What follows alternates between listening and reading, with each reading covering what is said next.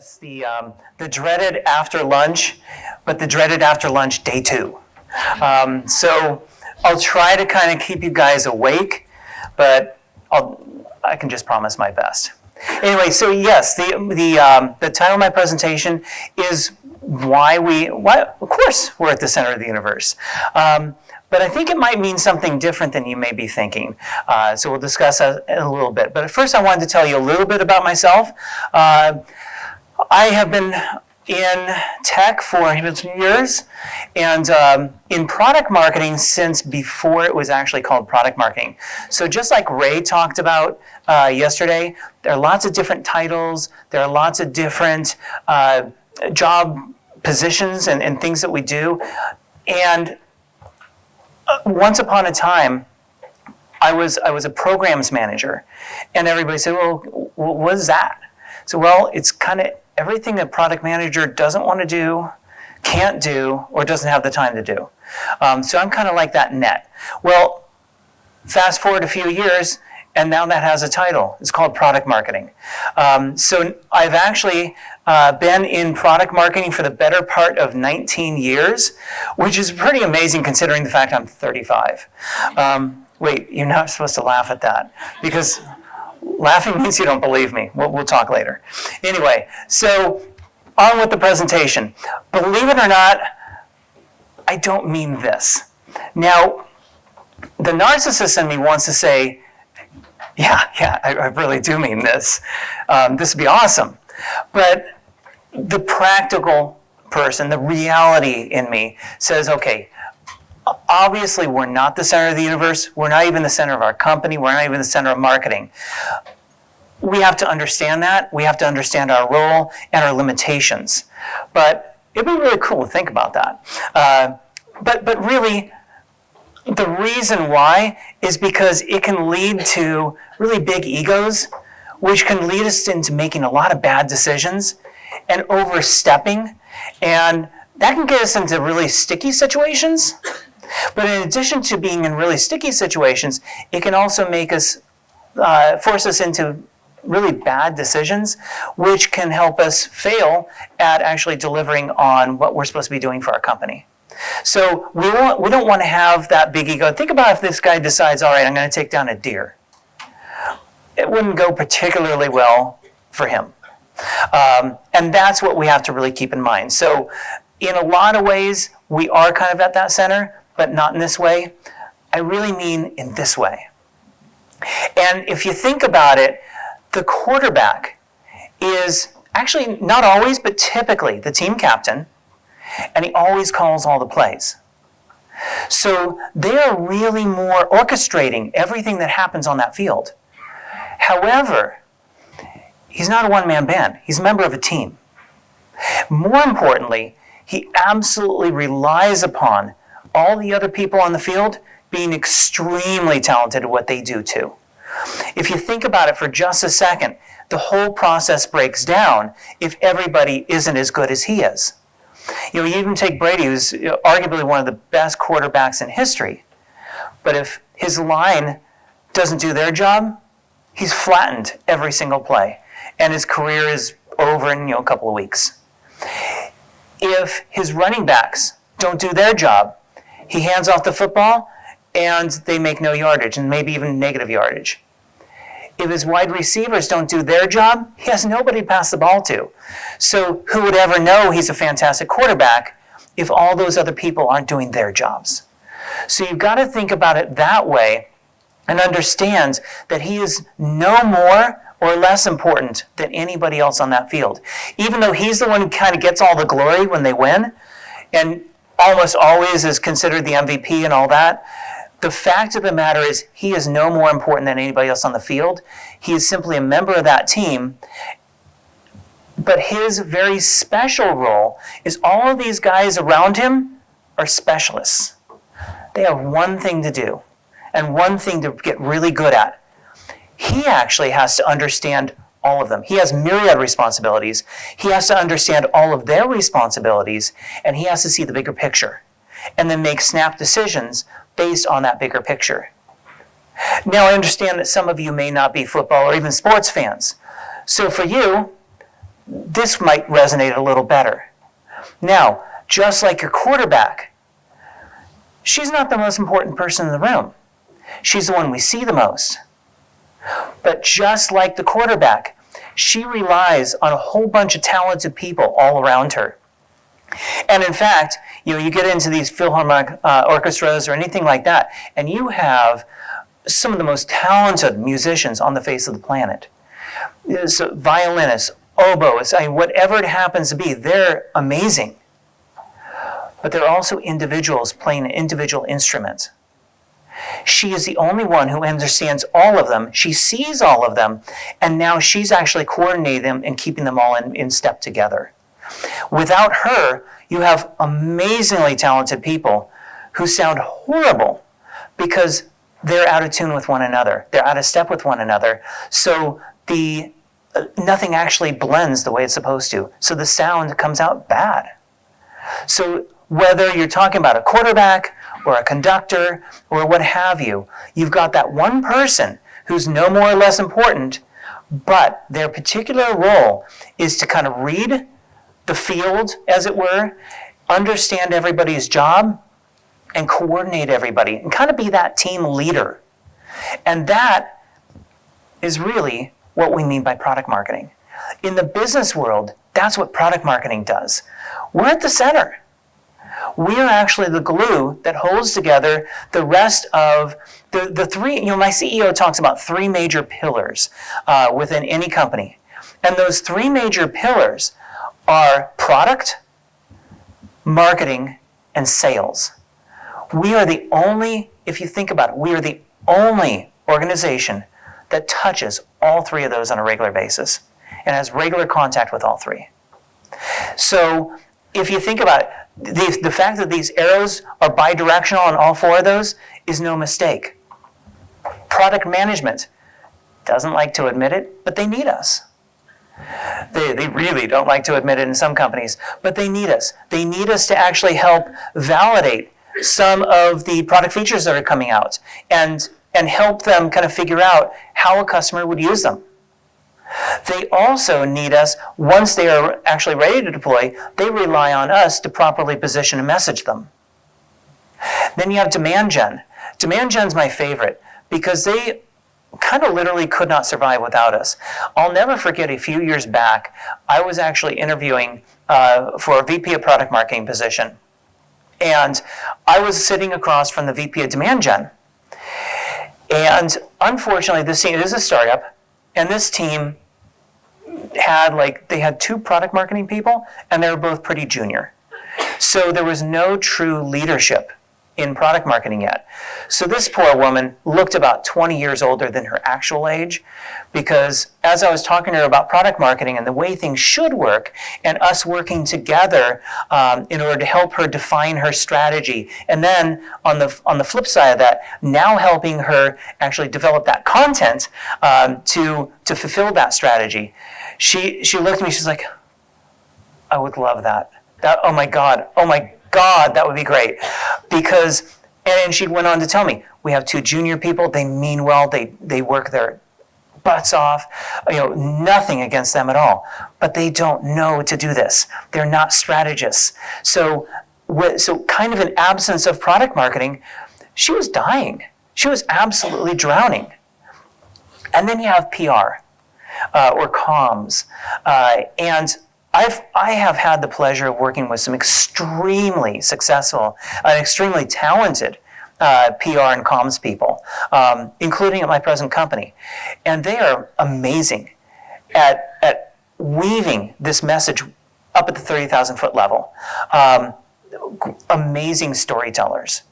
Things that, honestly, I'm not good at. I'm not good at telling this story that, like a novel you'd want to read. I'm really good at telling this story that's very practical, that's really good to help you do your job better today. But he'll weave this one that press and analysts and other people are really, they're just buying into it and sucking it in as fast as they possibly can. But I've also seen some of these folks go rogue and try to develop them themselves without coming to me or coming to any other product marketer. And it sounds great, but it actually has no basis whatsoever in fact. I'm like, really? Huh, what company do you work for? Because it doesn't sound like anything we do. So when they do it appropriately, they come to us, we give them the foundational level messaging, then they take that foundational level messaging, and then they bring it up to the next level and make it something that the masses can really consume. And that's their real value, but they can't do it without actually having us there first. And I've corrected many a press release saying, yeah, this sounds great, but we don't do that. So they need us. They need us on both ends. So give them that foundation and to do the sanity check on the back end. And sales. At most companies I've ever worked at, especially in the recent past, sales are probably my best friends. They're calling me all the time. They pick up my calls, well, as much as salespeople do. When I call them or Slack them, we actually have a very good relationship because they know I'm there to help make their lives better. And that's really important to them. I give them sales enablement tools. I help them with competitive intelligence. So without product marketing, they're kind of flying on their own. And I'll actually talk about that in the use case in a little bit, about a company that didn't have proper product marketing and sales was floundering. And they tend to kind of go off on their own because they have to. They have to make a number one way or another. So we are that glue. We are that conductor. We are that quarterback. So what really makes product marketing uniquely qualified to lead? Well, it's several things. Some of them we've already talked about. First of all, we provide the deepest understanding of the firm's products and technologies. Let's face it, in addition to all that other stuff, something I didn't mention on the past slide, is we also know more than anybody else in marketing about our products and technologies. And that's why everybody comes to us, because we are, now certainly I'm not the technical expert compared to product marketing or some of our whisperers, but I am the expert on marketing in our products and technologies. So they come to us. And in some cases, I'm the only person in marketing who actually knows anything about our products and technologies. And I don't think that's unique. Demand gen, it's not their job. They don't really care. Their job is to get these campaigns out. PR is to spin it, make it sound cool. They don't need to know much about it. We do. So we're the product experts.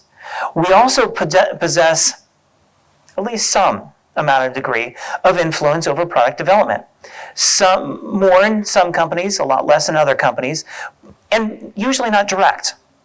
It's usually because I have a really good relationship with my PM now, and they actually have direct access to engineering. So as I'm talking with my PM saying, hey, I've been talking with all these prospects, all these customers, this would be something great, here's how they're going to use it, here's how it goes, then she can actually feed that back to engineering, and not always going to get developed, but at least it's some degree of influence.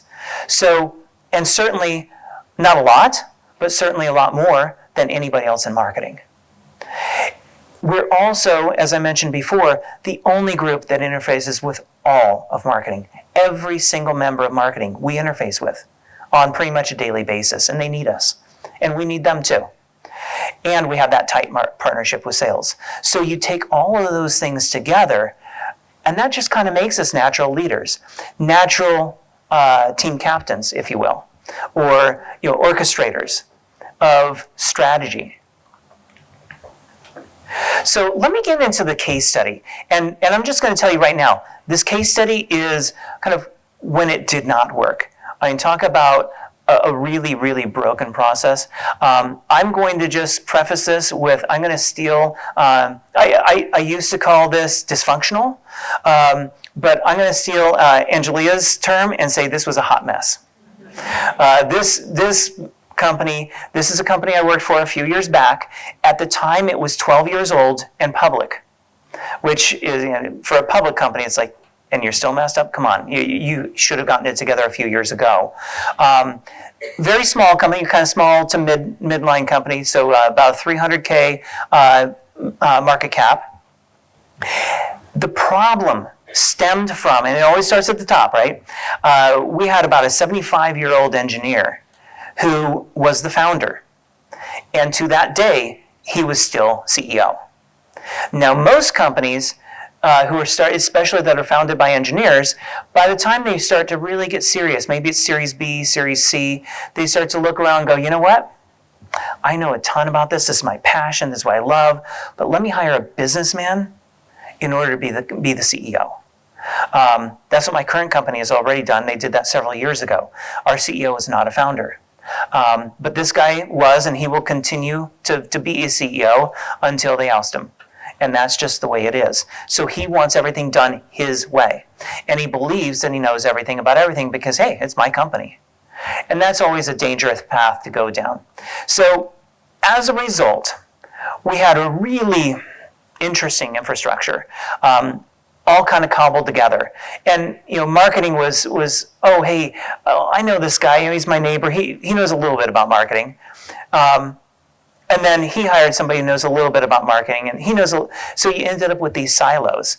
Well, at the end of the day, we ended up with our PM team, who we called PM, were actually the engineers. They actually, literally, they wrote code. They were engineering the product, but we called them PM. So then we had PMM, and they were actually a lot more like PM. They were highly technical. Even the first day I met the director of engineering, or essentially PM, even he said, yeah, they're too technical. When the engineer says you're too technical, you are. There's a problem there. And then PR, which was actually outsourced, and demand gen were really in silos. They had to kind of scrimp and save and scrap for themselves and try to make things work. So as a result, as I mentioned, we had silos. So you had product marketing, which were really more like TMEs. They did the product launches, they did the messaging, data sheets, white papers, things like that. They did all the analyst calls, of course. We had Marcom, and that first bullet is not a typo. Believe it or not, Marcom managed trade shows and events. Don't ask why. And then they did the website, and like you imagine, they did copy editing. Now, don't take that copy editing too literally, because product marketing was the smartest group in the room. They wrote things extremely technically. So these guys were essentially just editing, like straight editing, grammatical errors, and that's it. So we ended up with very, very, very dry technical content exclusively. And then you had demand gen doing pretty typical demand gen stuff, but without any sort of product marketing resources or assistance. They ended up doing whatever they could. It's like, okay, well, here are our products. Let's run a campaign on this one this month, and this one next month, and that one the following month. They had no idea what was going on with the products because nobody would tell them. Nobody would spend time with them. So that was kind of the organization in general. So remember this? This is like the ideal world. This is the way we should be. Yeah, they weren't like this.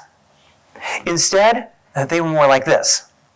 So you had product management, as I mentioned. They were engineers. They were writing code. You had product marketing, which was really exclusively working with, they were more like TMEs. They were kind of a cross between a TME and a PM. They wanted to exclusively work with the engineers. These were also some of the most arrogant people you will ever meet in your life. They were much better than anybody else in marketing. So they would almost literally physically stick their nose up at us, anybody else in marketing. So they wanted nothing to do with the rest of marketing. So they weren't exactly being anything that you would expect they would be. They weren't trying to help the orchestra. They weren't calling the shots as a team captain. They weren't anything. They wanted to go work with engineers and be technical and be cool. As a result, you had demand gen, as I mentioned. They were doing their best. They had to get campaigns out, and their goal based on how many leads they bring in and pushing things down the funnel. They had to do it. They didn't have any sort of guidance whatsoever, so they did their best. PR was an outsourced agency, so they were just simply taking whatever product marketing was telling them, all that technical content, and they were writing a press release based on the technical content they had. They had no business acumen, they didn't understand our industry, and they sure didn't understand why a customer would want this particular technical feature, because product marketing never told them. So as a result, you can imagine the kind of pickup they probably got on every single press release. And then you had sales. This is, as I mentioned earlier, sales was never given anything. They had technical white papers, they had dry technical data sheets, and even their sales enablement calls were all about the technical aspects of this feature. That was it. There was never a how to sell. There was never a here's how your customers will use it. There was never any of that. It just went through the bits and bytes of the technical features of the product or the feature that we were releasing at that point in time. And that was all they were given. So what is sales going to do? Well, I'm carrying a bag. I got to make a number. So I'm going to develop my own stuff. And that's what they would do. So we had all sorts of rogue presentations, all sorts of everything out there on a regular basis because they had to do something and they had nothing else and they had no assistance. So the business impact, not exactly going to shock most of you. Product marketing, because as much as they wanted to work with the engineers, product marketing was never really told. There was no real roadmap, and they were never really told when new things were coming out. They were usually given about 2 weeks prior to launch. Oh, hey, by the way, we're going to launch this in 2 weeks. There was one time, and it's the one that everybody talked about, because it was literally a Friday afternoon, so I guess it should say 3 days, not 2, let's be fair. Friday afternoon, they were told, oh, we're launching this Monday morning. Oh, launching what? This new product. It wasn't even a feature, it was a full-on new product. Monday morning. No ands, ifs, or buts about it. It was an edict coming from the CEO. So what did they do? They rallied the whole team, worked around the clock all weekend long in order to get this product out Monday morning. That's the way they worked. PR had little to no pickup on anything they ever did because there was no business value that was written in there. Demand gen just did a whole bunch of very random generic campaigns that were unrelated to any sort of product priorities. They didn't know them. They had to get something out, so that's all they could do. So they mostly just did content syndication. And in terms of the performance, for those of you who don't know, kind of a basic standard is you want to usually have about a 4-to-1 ratio. So $4 in revenue for every dollar that you spend is kind of it's an unofficial measurement of demand gen performance. They were at about 270 at their best. I saw them as low as about half that, literally half that. This was the best they were ever able to achieve was 270, which is pretty bad. And sales, missed there every once in a while. Usually they had a nice blowout Q3. Because they just kept pushing and pushing and pushing. But every other quarter in the year, and sometimes even Q3, they missed regularly, year after year after year. So this is what was going on. This was the company. Well, then we hired a new VP. So a new VP of marketing came in, and he said, okay, I'm going to fix this. This is insane. So I'm going to take all these folks. I'm going to hire in a bunch of people that I worked with in the past, and I know they're great. So he hired in a director of comms. He hired me to be what we call integrated marketing. I'll get into that in just a moment. He hired a new PR manager. He hired an actual content marketer. He hired several people, and he actually transformed the group into something that would look a lot more like this. So he told product marketing, he says, yeah, you guys have marketing in your title, but you actually don't know anything about marketing. Literally, they knew nothing about marketing. They were more PMs. They were the same people going, and what do you do each day? That's what they did. So he turned them into more technical marketing and product management. And then I told you, PR and analyst relations came in under this new director of comms. And then he hired me to do integrated marketing. And he put actual product marketing, demand gen, and field marketing under me. So this was the new organizational structure. And the results were pretty cool because what it did is it replaced those silos with actual teamwork. This started happening. The three of us became really good friends. And we started working together the way we're supposed to. And because all of these folks reported into me, they had to listen and they had to pay attention. So product marketing, demand gen, field marketing, they were actually on the same physical team. So, and what I did is I actually hired people who had strengths in one and needed growth in the other area. So they all had to work together because they needed one another. So I had kind of hired specialists within the larger team and said, you're all integrated marketing. So guess what? You're all responsible for all of it. So everybody had to learn from one another. So it kind of forced them to work together and to learn from one another. So they were together all day, every day. And as a result, they actually became, even to this day, this is 2 years later, they became the very best of friends. To this day, they're the best of friends. So that kind of working relationship really actually dramatically changed the whole structure of the company, or at least of marketing. Because as a result, here's what actually started happening. Remember all the dismal feedback from before? Now, we actually implemented a full global cross-functional product release process. And I told everybody, and I said, listen, you come to me 2 weeks, and God forbid, 2 days before a release, I'm going to say thank you very much. We'll see you in 3 months. It's not going to happen. And I could only say that, not because I'm the cat who thinks I'm a lion, but because I had the backing of my VP of marketing. That's the only reason I could be so bold. Otherwise, I'd be fired pretty much the moment that left my mouth. But that was obviously not going to work. If you have a 2-week launch process, you're just asking for failure. It takes 3 to 4 months to do it properly for a bigger launch. For a smaller launch, you can get away with 2 months, but you can't get away with 2 weeks. I don't care how small it is. So we implemented that, and they started adhering to it, believe it or not. We took a product launch process that the prior product marketing folks had as literally about 4 or 5 lines, where they would update the website, they would update the data sheet, and what was the third thing they did? They would issue a press release. That was their idea of a product launch. So of course you can get it done in 2 days, because you're not doing anything, and that's why they always fell flat. We took that 4 or 5 line dashboard, and we made it about 80 lines.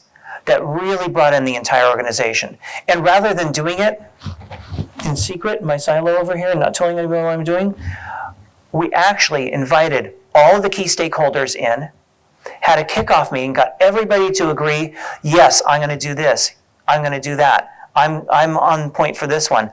They all agreed to the due dates, and then everybody started marching forward in the same direction. And that's huge. You have to actually get all the stakeholders in the room and get everybody to agree, not only to what they own, but when they're actually going to deliver it. Because then and only then can you actually hold them accountable. And then our PR. We had continuous media coverage. I told you we had a phenomenal PR guy and an amazing director of comms above him. But this PR guy, he was so good at taking the message that I would give him. And I'd spend an hour, sometimes 2 hours with him in that product launch process, teaching him the messaging. Here's what I'm talking about. And he'd say, okay, so is it this and this? I said, close, hold on. It's really more of this. He said, oh, so how would somebody use it? Well, this way. Oh, okay, got it. And he would take all of that. So we would actually have this whole conversation. He would develop his press pitch based on that. And believe it or not only did he get tons of pickup, he'd get 15, 20 key press to actually pick up for anything that we did. But he also had inbound. Press started calling him and asking him, hey, so what's going on today? What can you tell me today? There's a huge win from a PR perspective. Anytime you get inbound, you're doing the right thing from a PR perspective. Demand gen, well, they were under me. So we had to work together because it's the right thing to do, and I made sure my team was actually doing it on a regular basis. As a result, we actually saw a 70% year-over-year improvement in that revenue to spend ratio. So they started doing significantly better. And the campaigns, I know it's going to come as a shock to you, but the campaigns actually were tied to product priorities because we knew them, because we're product marketing. Of course we know what they are, so that trickled down into what we're doing in the demand gen. So it was now one kind of cohesive linear process. And then sales. I talk with sales at least twice a week, sometimes more frequently. And then they call, I get calls from them all the time. And as a result, we started developing the tools that they wanted. I would battle test my messaging with them and say, hey, guys, here's what I'm kind of thinking. They say, that doesn't really resonate with customers. What if you said this? And I take their advice. So between kind of that give and take, all of a sudden, my messaging was much, much better because I got their feedback and input. They were super happy because they felt like they actually had a stake in it. And all the sales enablement materials that they needed were coming out because I asked them, what do you need? And when they tell me, I'd made sure I delivered it. So we got all of that going. And as a result, they consistently met their quotas quarter after quarter after quarter. Occasionally they'd miss, but that happens in every company. But we went from like a 90% miss rate to a 90% success rate in just a few quarters. So that's what really differentiates actual marketing leadership, product marketing leadership, and those who just don't want to be bothered. So who do you want to be if you want to win? Now you could be this guy. He seems really fit. I'm sure he can go pretty fast in that boat. And don't get me wrong, there's a time and a place and great value in being an individual. However, if you take this individual, even the most fit, most amazing individual, and you pair him up against a team, the team is actually going to win every single time. So it's not enough whether you're Tom Brady or a product marketing manager to be amazing at what you do as an individual. You have to recognize that you are a member of a team, and that's your role. More than anything, it's not your product knowledge, it's not any of this other stuff. It's the fact that you can and therefore will touch everybody and work bilaterally with every single person on that team and really function as a team for the team win. So I ask you this, are you ready to lead? Thank you very much. Thank you, Jeff.